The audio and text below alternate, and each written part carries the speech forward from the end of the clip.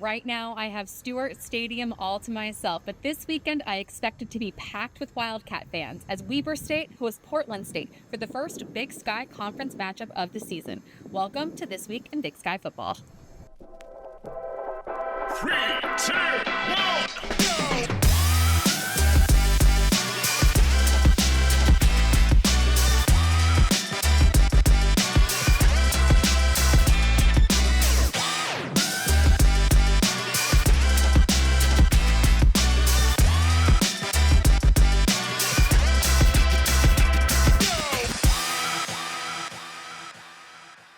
Hello and welcome to This Week in Big Sky Football. I'm your host, Meghan Robinson, here at Stewart Stadium at Weber State, home of the first Big Sky Conference matchup, Week 2, joined by head coach Mickey Mental. Coach, Week 1 against Washington, what were your key takeaways from that game? Obviously, when we look back at it, the guys played hard.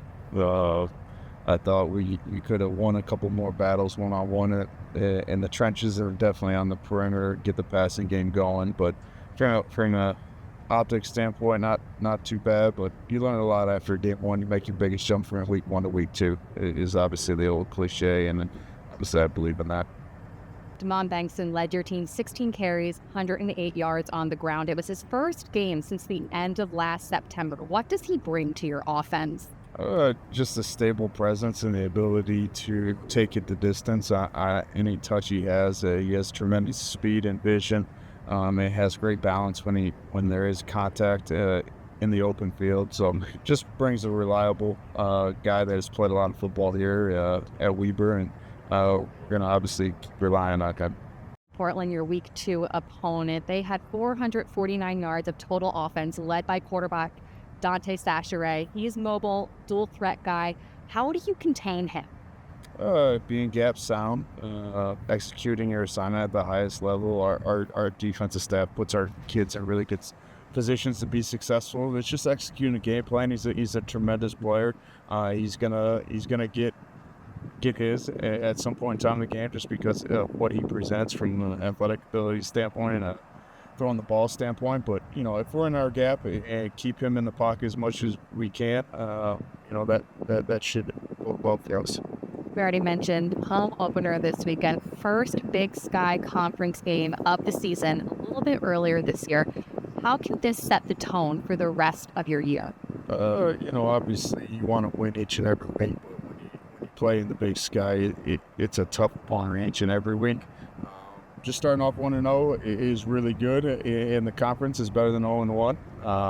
It's easy to say that, but just want to play hard, play fast, physical, and execute at a high level. It is our main focus, and the results will go either way. But I think when you worry about results, you get caught up in that, and it's more about your process and your standard as a program, and just maintaining that here at Weber and keeping it on. Week 1, you faced an FBS opponent in Washington. This week again, conference opponent. How do you get your team to shift the mindset from a non-conference game to a conference game so early in the season?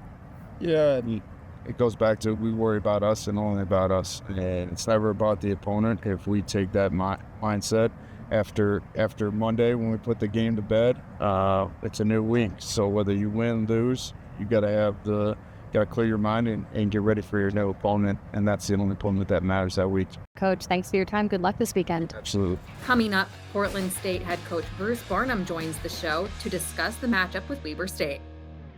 Yeah, definitely. Have a great weekend. Thank you. See you next week. Bye. All right. Thanks. All right. Take care. Bye, everyone.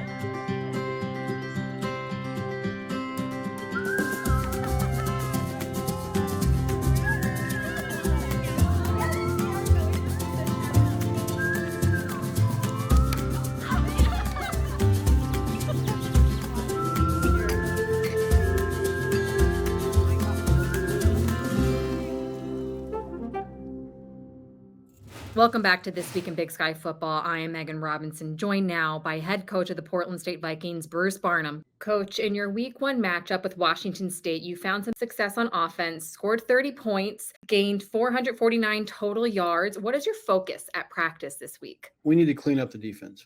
I don't want to give too much to Mickey, but And then special teams, I had a lot of new people out there in special teams. I was happy with that. We had a couple delay of games on punt. We cleaned that up, but happy with the offense, but sloppy. Defense needs to shore up and maybe simplify. And then special teams is again, I thought they did well, kind of an ongoing deal.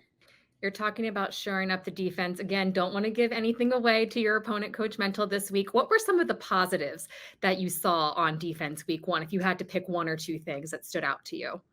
Joe up front, 95, I thought played really well. One of my defensive tackles, new. We brought in 42 new people. I'm curious to evaluate the Vikes, Megan, after this week. I think my years in it, the second week kind of shows you who you are. So, I like how the guys responded on the field. We just got off the practice field. I like how they responded this morning. Again, I think if we just change a few things on defense, maybe we'll be able to hold Mickey to, 50 or so. Coach, you said it's easier to evaluate a team after week two. The other aspect of your schedule this season is you are playing a Big Sky conference opponent, so you can see better how you match up with other people within the conference. How do you help your team adjust to going from playing an FBS opponent to a conference opponent in only the second week of the season? It is. This is the quickest Big Sky conference game has been. I know it's the first one of the season for everybody, but it's a little bit of an adjustment. The guys know the importance of a Weber State game, of a conference game, or I should say of a conference game. And then you add Weber State being the first one. They do a lot of things right and they have a good football team, and we're at their place. I admire their coaching staff.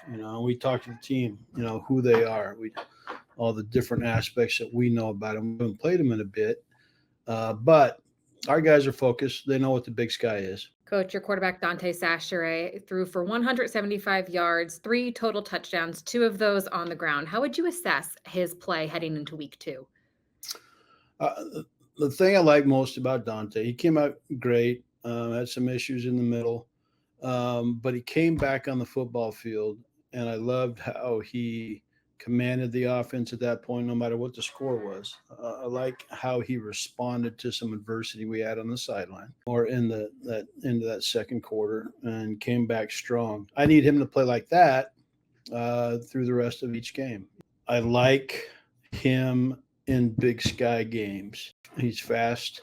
I don't know if he's fast. Everybody's got fast people, but I think he's faster than the majority of people on the field. But when he's out there commanding it and healthy, he's fun to watch. He gives us a chance. On the flip side, looking at Weber State's offense, Damon Bankston ran for over 100 yards week one versus Washington. How do you slow him down this week? I don't know. We're trying to figure that out right now, Meg. I mean, he's a dynamic player. And he's not a big one. He's a little one. So he's kind of jitterbugging around. And, to run by that group he just did shows you the talent he has. But he's fun to watch. He's a big part of their offense. They based everything kind of off him, how, they've decided to do some of the RPOs, run pass options. They'll, fake it to him and throw it to somebody. And, they do a nice job making him kind of the centerpiece of their offense. How can this game help set you up for success in conference play the rest of the season? Win it. I want to see the improvements from week one. They're ranked, it's our first FCS ranked opponent. And the only way to get ranked is beat a rank. So it's Big Sky Conference. Who knows? Better show up on Saturday. Efton Chism III's career night earned him Offensive Player of the Week honors. Hear from him after the break.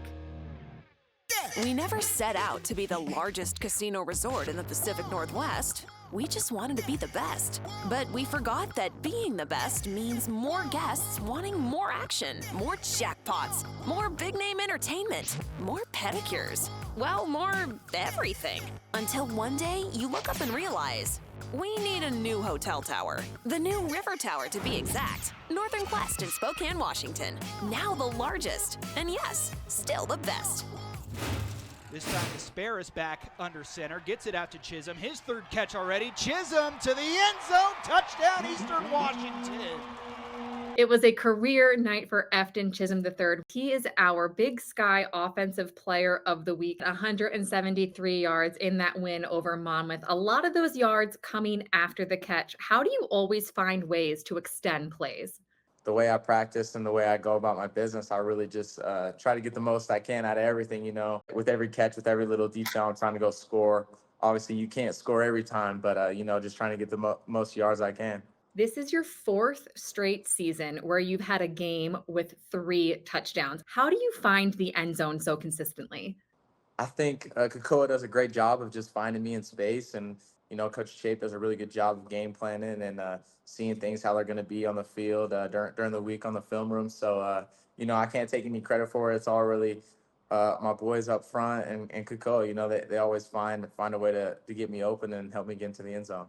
You mentioned Kakoa, of course, Kakoa Vesperis, your quarterback. He had 275 yards, 5 touchdowns in that win over Monmouth. How would you describe your dynamic with him on the field? It's like a brotherhood. I think he knows where I'm at. I know where he's at all the time. I know how he wants me to run things, and I know how he wants me to run things. It's not just always football with him. Me and him have a great special relationship off the field. Just either it's hanging out, playing video games. I love the dude. I'm very thankful for him. I'm glad he's my quarterback.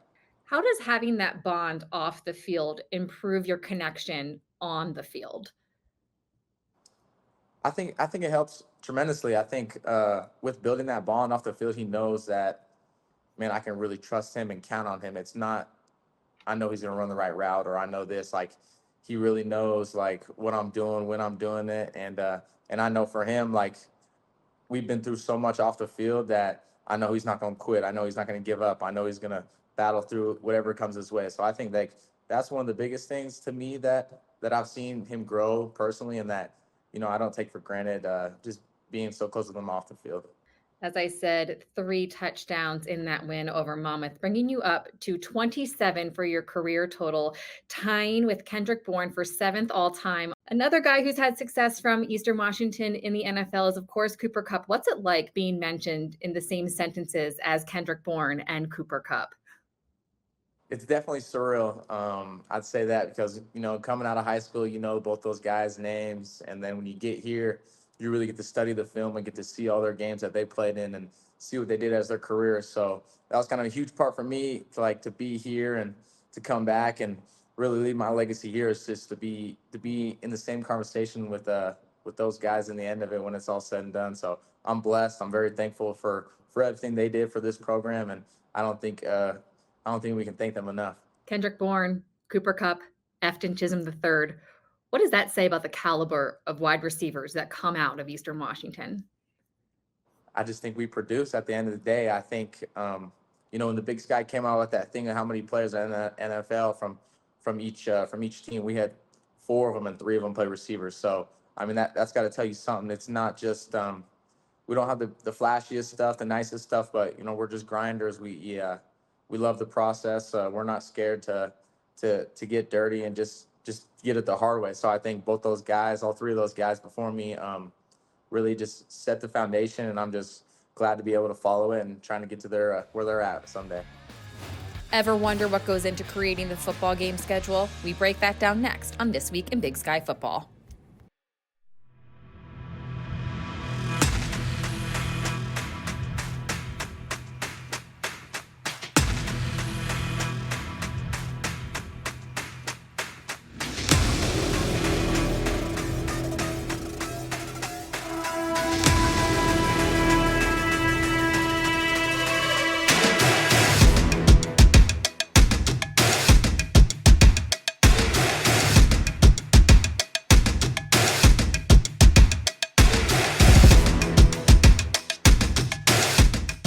Back to This Week in Big Sky Football. I'm Meghan Robinson. We have our first Big Sky Conference matchup when Portland State Vikings head here to Ogden to face the Weber State Wildcats this weekend. A lot of people interested in the fact that we have a conference matchup week 2. Dan Satter, Deputy Commissioner of the Big Sky, is here with me to shed some light on how we come up with the Big Sky schedules. Dan, how did this matchup happen so early in the season? Well, Meg, it was not originally in the plan. And the way this really came about was as Weber State and Portland State were finalizing their non-conference schedules. It essentially created a domino effect where sliding this game up from where it was in conference play allowed them some more flexibility in what they wanted to accomplish with their non-conference opponent. What are the parameters that go into creating each schedule? This time around, when we developed these schedules a few years ago, there were 6 criteria that our members wanted. The first being that one of your first 2 conference games will be at home. On the back end, one of your last 2 conference games will be at home. We also, of course, incorporate in our rivalries, and that being the last week of play. So that automatically gets slotted in. Of course, they alternate where they're playing each season. And then a couple of the other criteria came from the coaches, actually. And one of the most important that they wanted to ensure happened was that no team was playing more than 3 games against a conference opponent coming off their open week. And we have some, other criteria too of working in annual opponents for our teams, as well as giving our schools the option to request one weekend where they could either ask to be home or not home. And the reason I say not home instead of away is if they're saying they don't want to be home, we could either put them in a road game or we could give them that open week. How do you decide the 2 annual opponents for each team? The way this played out for us was we went to each athletic director before we started this process and we said, okay, rank in order the 4 schools you would like to play annually. We will give you at least one of those as your 2 annual opponents. There are 12 schools in the Big Sky for football. Obviously, each team does not play every Big Sky opponent. How frequently will teams face all of the Big Sky schools? We're doing a 6-year schedule, but it's really 2 3-year blocks if you look at it. And within each 3-year block, and we're just concluding the first 3-year block here in 24, so the 22, 23, and 24 schedules, within those 3 years, every school played every other school at least twice, once at home and once away. Dan, the Big Sky Conference schedule is set through 2027. When will we start working on the next rollout? I'd be lying if I said I hadn't already started thinking about it, but fortunately we do have a little bit of runway here with 3 years. So I would imagine after the 25 season, we would begin engaging our membership in discussions about the parameters again, because we obviously want to start with those, know what we're working with, and then we start building things out accordingly. Ahead on This Week in Big Sky Football, volleyball underway with some notable wins, a big announcement from NAU Marching Band, plus game picks with columnist John Canzano.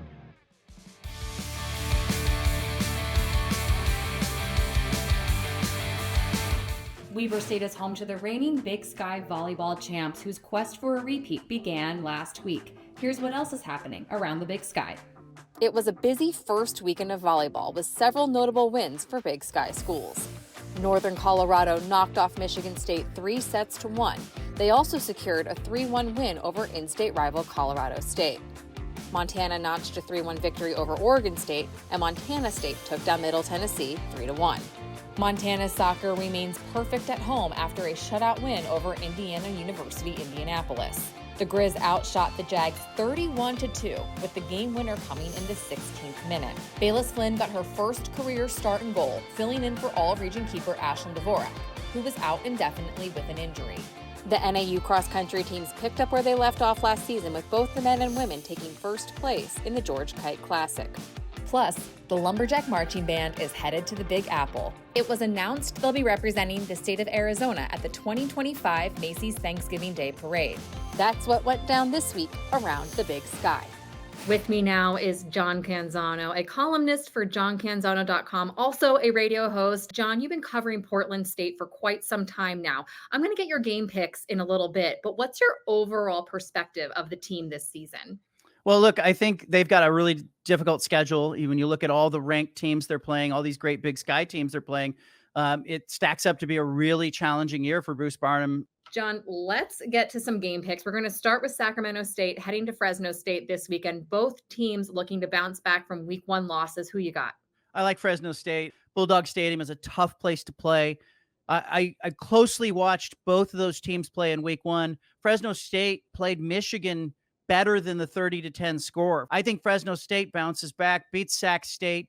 I think Sacramento State is a program on the rise, but this game I think is too big for it. Last week, the Idaho Vandals pushed the number 3 team in the FBS Oregon Ducks to the brink. That game came down to the fourth quarter. The Ducks pulled out the win in that one. This week, Idaho heads to Wyoming. Can the Vandals get it done week 2? Yeah, tough because Idaho loses their starting quarterback with a broken collarbone in this one. So, this game's got 14-10 written all over it. But I think Idaho finds a way. Jason Eck is a very creative coach. Really impressed with what he did at Oregon. But it's like 14-10, 10-7. It's not going to be pretty. Finally, our game of the week, Portland State heads to Weber State for the first Big Sky Conference matchup of the season. I've spoken with both coaches, and they said usually you can determine a team's identity in week 2. Well, week 2, they're facing a conference opponent. Who you got in this matchup? Well, Portland State's got some injuries, and in particular, they've got injuries at the quarterback position. Everybody looked at the backup spraining his ankle, but also Dante Sachere left the game at Washington State middle of the game. Won't be surprised if we see a true freshman, Crew Newman, at some point at quarterback. Keep an eye on him. I'd love to pick Portland State. It's the team I see all the time, but Weber State's at home, and given the quarterback problems right now at Portland State, I'll go with Weber State. Well, John, we will see how everything shakes out on Saturday and who, in fact, is the quarterback for Portland State. I really appreciate you being here, picking some games with me, and talking Big Sky football. Thanks for having me, Megan. Appreciate it. And thank you all for joining me for another episode of This Week in Big Sky Football. Once again, I'm Meghan Robinson. I'll see you next week.